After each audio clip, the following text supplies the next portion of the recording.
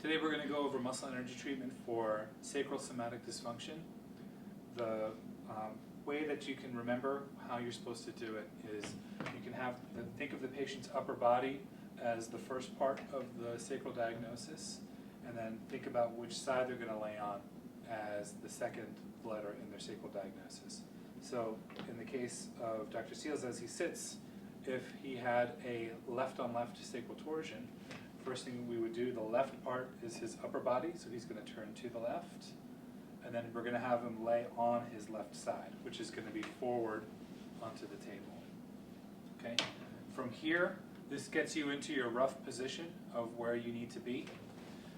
Your next step would be to monitor at the sacral base, so not on the PSIS, just medial to the PSIS on the sacral base. We're going to flex up his knee just until we feel motion at the sacral base. And then from there, I'm going to have a seat.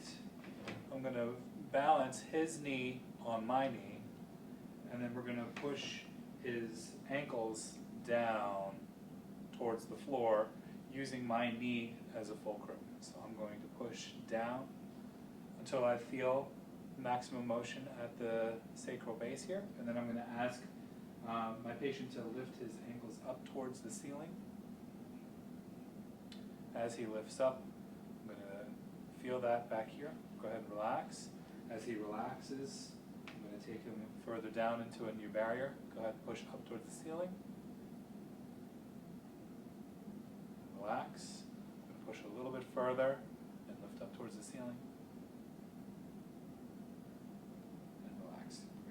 Stretch, and then bring him back up into position. From here, we would put him into prone position and reassess his landmarks. But for now, we're going to have him come back up into the seated position. If we had a posterior torsion, where we had, for example, a right-on-left sacral torsion, what we would do is we would have him turn his body to the right, that's the right part, and then we're going to have him lay on his left side.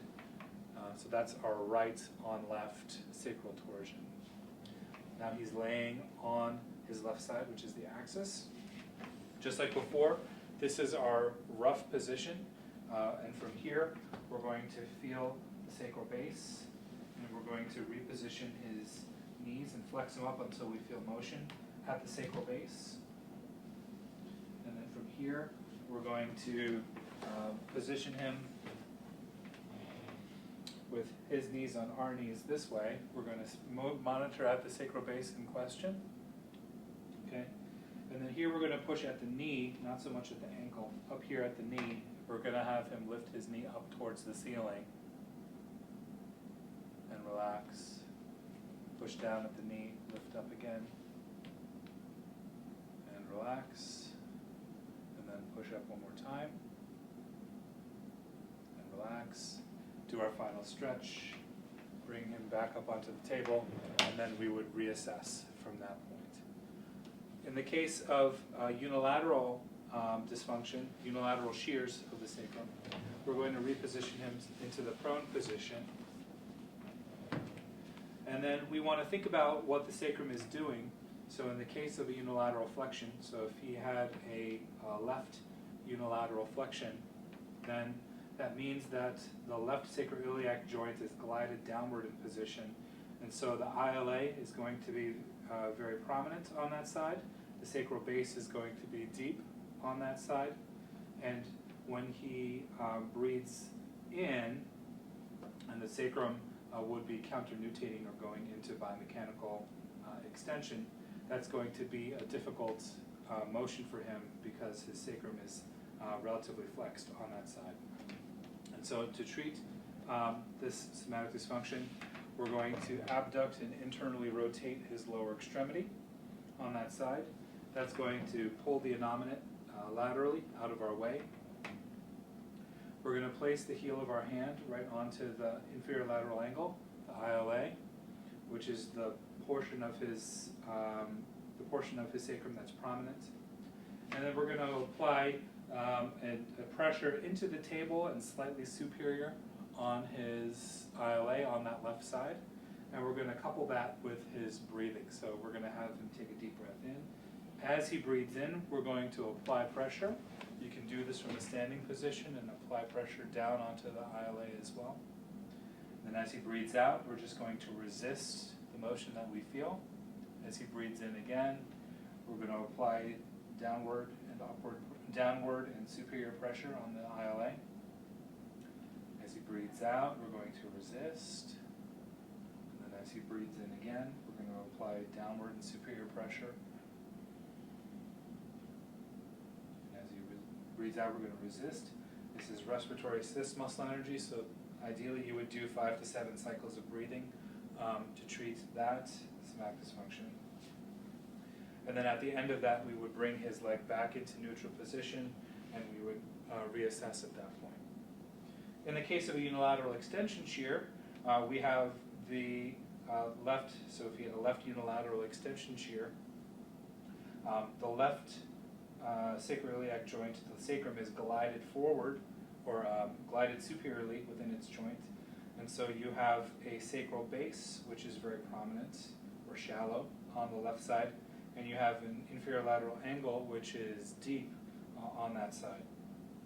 In this case, he's going to have a lot of resistance when he tries to exhale, because on exhalation, the sacrum is going to want to nutate, and so that's not going to be able to be done. We can also use lumbosacral mechanics here to help us out. So I'm going to have him come up into the Sphinx position. As he extends his lumbar spine, the sacrum is going to try to tilt forward into flexion, and it's going to exert pressure on that sacral base. My pressure is going to be on the sacral base, so more superiorly on the left sacral base here.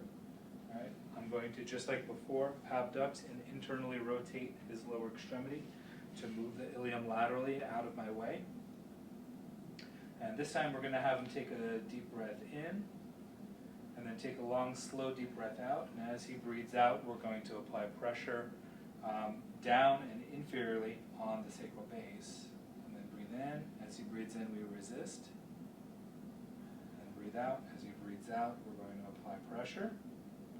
And breathe in. And breathe out.